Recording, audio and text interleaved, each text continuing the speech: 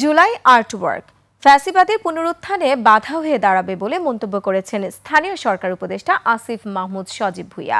আর ফ্যাসিবাদের বিরুদ্ধে সবাইকে ঐক্যবদ্ধ থাকার আহ্বান জানান ঢাকা উত্তর সিটি কর্পোরেশনের প্রশাসক মোহাম্মদ এজাজ। শফিকুল ইসলামের report. Super fresh fortified soybean তেল, শুরু হোক হেলদি লাইফের জার্নি।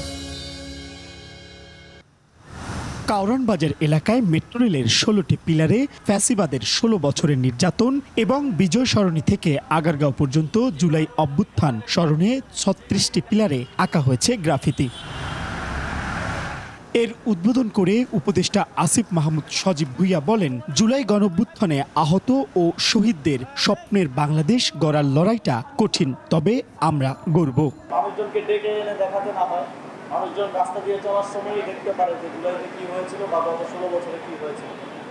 এটা আমাদের পরবর্তী প্রজন্মের জন্য গুরুত্বপূর্ণ।